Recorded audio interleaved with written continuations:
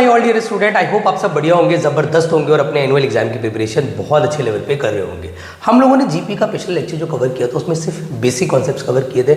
मैंने आपको बता दिया था कि जीपी क्या होता है, उसके बेसिक क्वेश्चंस कैसे बन सकते हैं, एएन क्या होता है, एसएन क्या होता है, और हाँ जब सम एंड द प्रोडक्ट आपको गिवन हो तो क्या अप्रोच होती है, और स्पेशल सीरीज़ जो कि आपके लिए बहुत इंपॉर्टेंट है उसको प्रैक्टिस करना बहुत ज़रूरी है। आज हम करने वाले हैं बेटा एक्सरसाइज नंबर 2 के सारे इंपॉर्टेंट क्वेश्चन, और ये वो क्वेश्चंस हैं जो या तो एग्जाम में आते रहे हैं या एग्जाम में आ सकते हैं। They are the most expected question, और मेरी कोशिश क्या रहेगी बेटा सारे इंपॉर्टेंट क्वेश्चंस आज के लेक्चर में एक्सरसाइज नंबर 2 के कवर अप हो जाएंगे।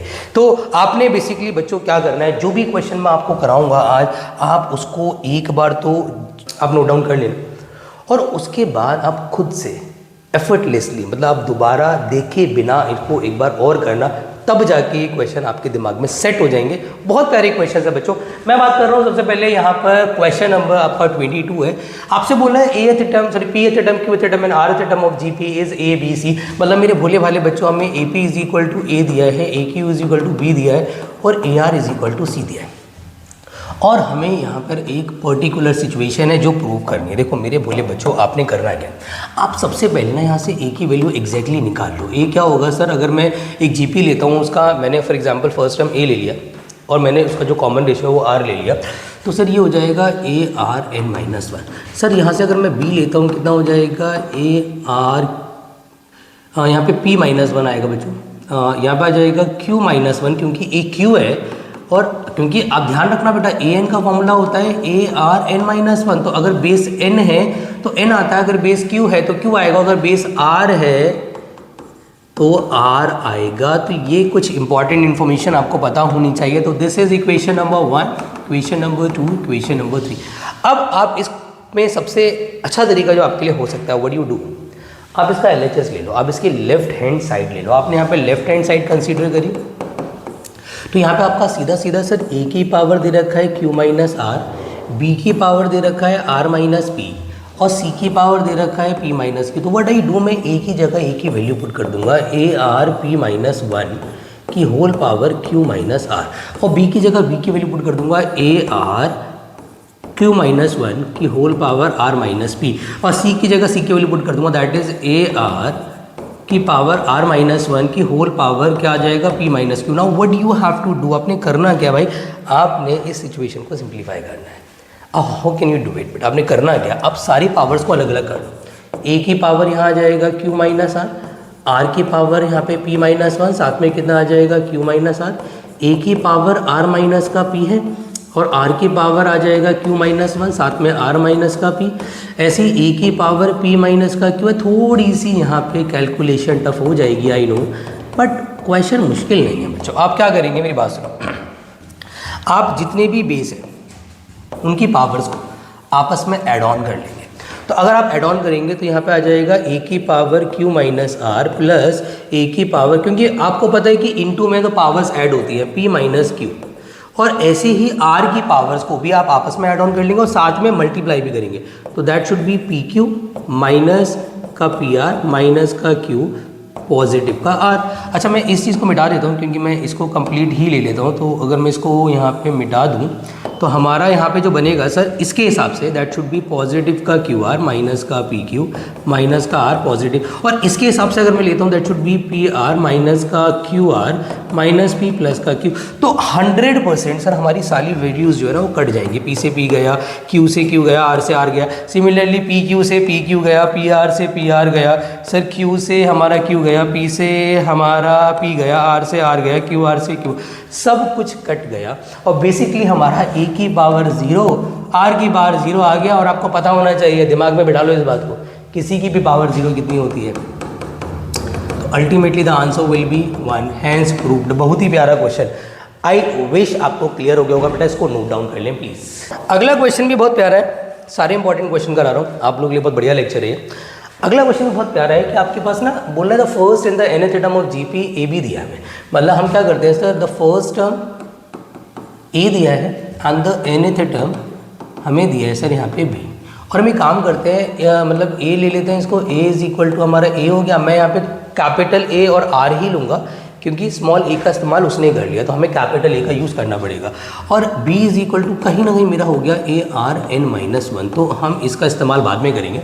फिर हमसे बोले कि p जो है सर वो किसका प्रोडक्ट है, n टर्म्स का, तो हमें ये प्रूव करना है। मेरे भोले बच्चों, आपको पता है p क्या है, p इज़ द प्रोडक्ट, मतलब A1 A2 A3 up to AN term का ये प्रोडक्ट है। और आपको पता है यार, A जो होता है दैट शुड बी A, और A2 होता है दैट शुड बी AR, और A3 होता है that should be AR square up to ARn-1 होगा। एवरीवन नोज कि जो A है वो n टाइम्स मल्टीप्लाई हो रहा है, तो अगर A n टाइम्स मल्टीप्लाई हो रहा है तो सर यहाँ पे ना A की पावर n बन जाएगा। और सर जो R है उसकी जो भी पावर्स हैं, क्योंकि मल्टीप्लाई में है तो जो पावर्स है दे विल गेट एडेड, तो वो ऐड हो जाएंगे आपस में। That should be 1 + 2 + 3 up to n-1 हो जाएगा। तो कहीं ना कहीं a की पावर n हो जाएगा। सर अब ये वाला ना एक रिजल्ट हमें याद रखना है यार, 1 + 2 + 3, ये एक स्पेशल सीरीज होती है। Sum of the natural number is always equal to n(n-1) divided by 2। What you have to do, अब यहाँ पे r की पावर n(n-1) डिवाइडेड बाई 2 कर सकते हैं। बट सर आंसर से बहुत परे है भाई, आंसर के इर्द गिर्द भी नहीं, बट कोई बात नहीं, आंसर हमारा आएगा। सर हमें क्या चाहिए, p का स्क्वायर चाहिए। What we have to do, हमें करनी पड़ेगी स्क्वायरिंग बोथ साइड। तो सर यहाँ बनेगा p का स्क्वायर, यहाँ बनेगा an का होल स्क्वायर, और यहाँ बनेगा r की पावर n(n-1) डिवाइडेड बाई 2 का, इससे ये गया। अब आप ना आंसर को ऑब्जर्व करो, आंसर में चाहिए सर ab की होल पावर n, मतलब कहीं ना कहीं मुझे पावर n चाहिए। तो व्हाट कैन आई डू, मैं काम कर सकता हूँ सर कि जो a का स्क्वायर है वो अंदर ले लूँ और जो n पावर है वो बाहर चला दूँ।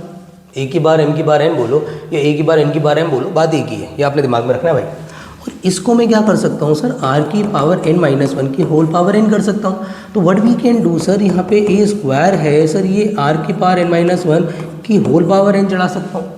और इसको मैं क्या कर सकता हूँ भोले भले बच्चों, दैट शुड बी a। अगर आप ऑब्जर्व करेंगे तो ये किसके बराबर है, अरे सर ये तो स्मॉल a के बराबर है, और ये किसके बराबर है सर, ये स्मॉल b के बराबर है। तो अल्टीमेटली मेरी सिचुएशन क्या बन गई, मेरी सिचुएशन बन गई p² is equal to ab की होल पावर n, और यही तो हमें प्रूव करना था। तो it's a very very important question and amazing question. देखो ये वाला जो क्वेश्चन है ना, ये थोड़ा ट्रिकी है, और कभी कभी बच्चा इसको ले करके ना एकदम से घबरा जाता है कि सर इसमें ये n+1 से लेके 2n क्या आ गया। अब एक बात सुनो मेरे ध्यान से इधर, कि अगर 1 से लेके मैं आपसे 100 तक पूछूं कितने नंबर है, तो आप बोलोगे सर 100 टर्म्स है।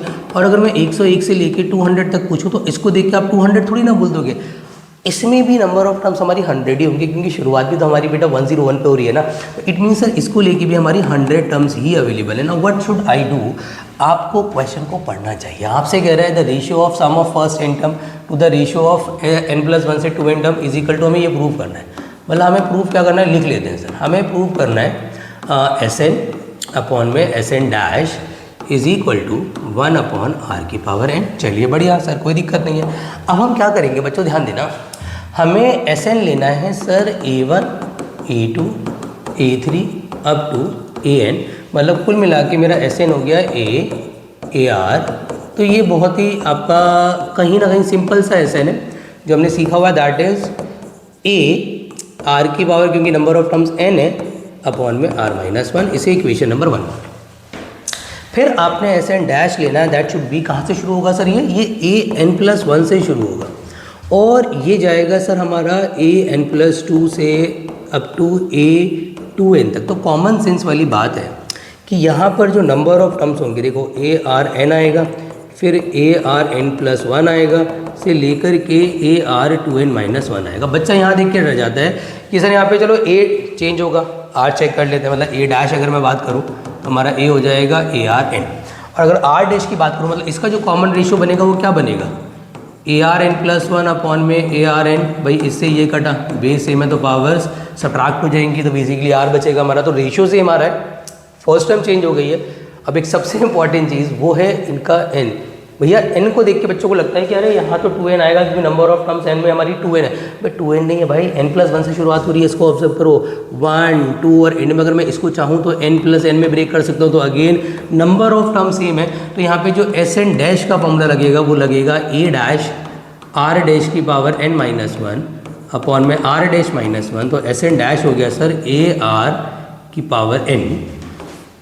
और यहाँ पे कहीं ना कहीं हमारा देखो r तो सेम ही है, तो r की power n minus one upon में r माइनस वन, अगर मैं इन दोनों को डिवाइड मार दूँ एस एन अपॉन में एस एन डैश, तो सर ये हो जाएगा मेरा a r की power n minus one upon r minus one, और यहाँ आ जाएगा sir r minus one upon a r n r minus one, भैया इससे सॉरी यहाँ पे आर एन माइनस वन, तो इससे ये कट जाएगा, इससे ये कट जाएगा, ए से ये कट जाएगा, you can see S N upon में S N dash is equal to, जो भोले भाले बच्चों में प्रूव करना था वही हमारा प्रूव हो गया। It's a very basic question.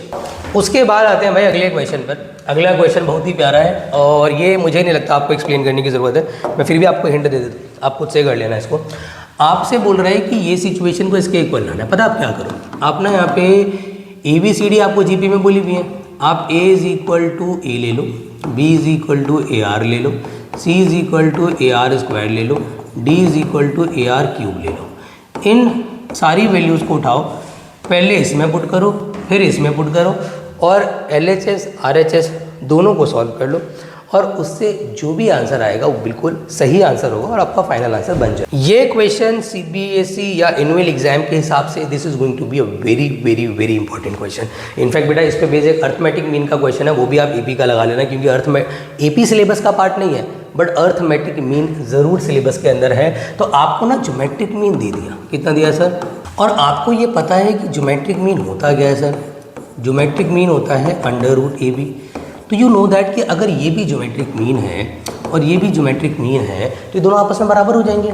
तो आप लिख सकते हैं from equation number 1 and 2, sir हमारा a की power n plus one, b की power n plus one upon में a n b n is equal to हो जाएगा अंडर रूट AB। अब अंडर रूट AB को नहीं, काम करो आप ऐसे ना लिख के ना इसको ऐसे भी लिख सकते हैं a की पावर हाफ b की पावर हाफ, क्योंकि अंडर रूट AB कहीं ना कहीं AB की होल पावर हाफ ही होता है। तो इससे क्या फ़ायदा हुआ, क्योंकि आपको n निकालना है, आपका टारगेट क्या है भाई, आपका टारगेट है you need to calculate n। तो अब क्या करेंगे, अब यहाँ पे ना क्रॉस मल्टीप्लाई करेंगे इसके साथ, तो an प्लस वन तो ऐसे ही रहने दो, bn प्लस वन भी ऐसे ही रहने दो। सर इसको जब आपने मल्टीप्लाई किया तो बेस बराबर है, तो an और an प्लस वन आपस में ऐड होके मतलब an प्लस हाफ और b की पावर हाफ रह जाएगा। अगर मैं इसी चीज़ को जब इससे मल्टीप्लाई करूँगा, मतलब मुझे पता है कि जब मेरे b की पावर n यहाँ पे मल्टीप्लाई होगी तो सर a की पावर हाफ फिर मेरा एज इट इज़ रहेगा, और बेस सेम है तो n की पावर्स मतलब b की पावर्स भी ऐड हो जाएंगी। अब यहाँ के बच्चा फंस जाता है, अरे सर n कैसे निकाले, सिचुएशन बहुत वाहियात हो गई।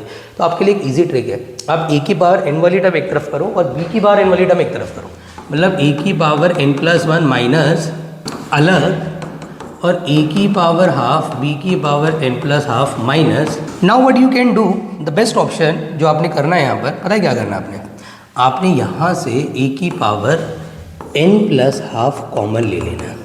अंदर क्या बचेगा सर, क्योंकि अब तुम कहोगे सर a की पावर n प्लस हाफ आपने डिसाइड कैसे किया, भाई वही पावर कम है ना, n प्लस वन तो n प्लस हाफ से ज़्यादा है ना, कॉमन सेंस वाली बात है। तो जो पावर कम है वो कॉमन ले ली, तो यहाँ पे n प्लस वन था, हमने n प्लस हाफ कॉमन लिया तो एक आधा हमने अंदर छोड़ दिया, तो कहीं ना कहीं a की पावर हाफ माइनस b की पावर हाफ अंदर बचा। सेम चीज़ मैं यहाँ करूँगा, b की पावर n प्लस हाफ मैंने कॉमन लिया, सर a की पावर हाफ माइनस b की पावर हाफ अंदर बचा, ये पूरा आपस में कट जाएगा सर। अल्टीमेटली a की power n plus half is equal to b की पावर n प्लस हाफ। भैया इसको नीचे ले आओ, क्योंकि कोई और ऑप्शन हमारे पास बन नहीं रहा। n हमारा अभी भी नहीं आया है, n हमारा अभी भी नहीं आया, इज इक्वल टू में बचा 1। तो एक काम करते हैं, ऐसा कुछ यहाँ पे सिचुएशन क्रिएट करते हैं कि इसका बेस और इसका बेस बराबर हो जाए और उससे हमारा आराम से ना n आ जाएगा। तो हम a अपॉन बी की पावर n प्लस हाफ और यहाँ पे a अपॉन बी की पावर 0 ले लेते हैं सर। तो n plus half is equal to कहीं ना कहीं 0 हो जाएगा, तो n is equal to minus का 1/2 हो जाएगा। तो ये हमारा आंसर। अब बच्चा कहता है sir n can't be negative, n can not be in fraction, ये n आपने अजीब से क्यों निकाल दिया, उसने बोला ही नहीं है, उसने बोला ही नहीं है आपसे कि n जो है वो नंबर ऑफ यहाँ पे टर्म्स है। अगर वो स्पेसिफाई कर देता तभी हमारा हाफ गलत आंसर होता, लेकिन फिलहाल n हमारा एक कोई भी रियल नंबर से वैल्यू हो सकती है, तो n कैन बी माइनस। बड़े इंपॉर्टेंट क्वेश्चंस रह गए, वो दोनों डिस्कस करके हमारा आज का लेक्चर भी बाइंड अप होगा और मिसलिनियस का एक डिफरेंट लेक्चर आपको अलग से मिल जाएगा। अब देखो आपसे बोल कर है तो बच्चों, उससे पहले ना ये वाला क्वेश्चन में शुरू करो, आपको कुछ चीज़ें पता होनी चाहिए। नंबर 1 आपको पता होना चाहिए कि रूट a प्लस रूट b का होल स्क्वायर जो होता है वो a प्लस बी पॉजिटिव का 2ab के बराबर होता है, पॉजिटिव का तो ये एक ना रिलेशन आप याद रखो, और अगर यहाँ पे माइनस होता तो यहाँ पे माइनस आ जाता, तो एक तो ये आपने ध्यान रखना है। एक रूल होता है जिसको हम बोलते हैं कॉम्पोनेंडो एंड डिविडेंडो रूल। ये रूल पता है क्या कहता है? ये रूल कहता है कि अगर आपके पास सिचुएशन है कि आपके पास दो ऐसे फ्रैक्शन है कि a upon b is equal to c upon d के बराबर है, तो अगर मैं इसमें सी एन डी रूल लगाता हूँ, फ्रैक्शन फिर भी बराबर रहता है। और सी एन डी रूल क्या कहता है कि एक बार न्यूमरेटर में डिनोमिनेटर को ऐड करो, न्यूमरेटर में डिनोमिनेटर को सब्ट्रैक्ट करो, numerator denominator added, numerator denominator subtracted, तो वहाँ से जो भी रिजल्ट आएगा वो अभी भी इक्वल होगा। तो एक रूल है, ये जीपी की मिसलिनियस में भी यूज़ होगा और आपको याद होना चाहिए। तो मेरे भोले वाले बच्चों, आप न्यूमेरिकल पढ़ लेते हैं। आपसे क्या कह रहा है कि सम ऑफ टू नंबर्स जो है वो 6 times of their geometric mean है, और हमें क्या प्रूव करना है? हमें प्रूव करना है सर कि जो a अपॉन बी है वो 3 + 2√2 3 - 2√2 है। ये हमें प्रूव करना है। मतलब दो नंबर्स जो a और b हैं वो इस रेशियो में है। तो क्या करते हैं, शुरू करते हैं। देखो, अकॉर्डिंग टू क्वेश्चन उसने हमसे बोला है कि जो सम है वो क्या है, वो sir 6 times of geometric mean है। चलिए सर, मतलब a + b जो है वो 6 टाइम्स ऑफ √ab है। Make sense? समझ आता है सर? अब इस सिचुएशन से ना मैं इसको बनाने का ट्राई करूँगा क्योंकि मेरे पास ऑप्शन नहीं है अभी। तो मैं क्या कर सकता हूँ, क्या सर हम इसको a + b यहाँ पे 3 इंटू में 2√ab लिख सकता हूँ? बिल्कुल। इसको अपॉन में ला सकता हूँ 101%, और यहाँ बचेगा सिर्फ 3, और इसके अपॉन में कुछ नहीं तो 1 है। अब क्योंकि मुझे इसको ऐसा बनाना है, कैसा बनाना है बच्चों, मैं आपको रट्टा नहीं लगा रहा, एक्चुअल रीज़न बता रहा हूँ कि आपको ऐसा बनाना है। कैसा? a + b पॉजिटिव का 2√ab। तो आपको यहाँ पर सी एन डी रूल लगाना चाहिए। तो सी एन डी रूल ही हमारे पास एक ऑप्शन है, तो आप लिख दोगे by C and D rule. भैया एक बार a + b के साथ 2√ab ऐड होगा, एक बार a + b के साथ माइनस का 2√ab होगा, और यहाँ पे एक बार 3 के साथ 1 ऐड होगा, 3 के साथ 1 सब्ट्रैक्ट होगा। सर ये √a + √b और नीचे √a - √b दोनों का स्क्वायर होगा, तो मैं होल स्क्वायर ही कर देता हूँ। और यहाँ पे 4/2 हो जाएगा, इससे ये कट जाएगा। बोले बच्चों, स्क्वायर यहाँ से हटाओगे तो यहाँ पे रूट लगाओगे, तो बेसिकली सिचुएशन क्या क्रिएट हो गई, √a + √b अपॉन में √a - √b is equal to √2। अब हमेशा ध्यान रखना, आंसर को नज़र में रखना कि आंसर में हमें a अपॉन b चाहिए, वो भी सिंपल सा। तो कई बार ऐसा होता है कि सी एन डी रूल हमें यूज़ करना होता है कब, जब हमें एडिशन या सब्ट्रैक्शन बेटा लाना हो। और एक और सी एन डी लगाने का आपका एक रीज़न है कि हमें जब एडिशन सब्ट्रैक्शन हटाना हो, तो हम यहाँ लिख देंगे again C and D rule. अगर मैं दोबारा सी एन डी रूल लगाता हूँ तो √a + √b के साथ √a - √b ऐड होगा, और √a + √b के साथ एक बार सब्ट्रैक्ट होगा, तो ये माइनस हो जाएगा। और आई थिंक सॉरी, यहाँ हमने गलती कर दी, नहीं सही है, ये माइनस हो जाएगा, ये प्लस हो जाएगा। इज इक्वल टू में √2 के साथ 1 ऐड करो, √2 के साथ 1 सब्ट्रैक्ट करो।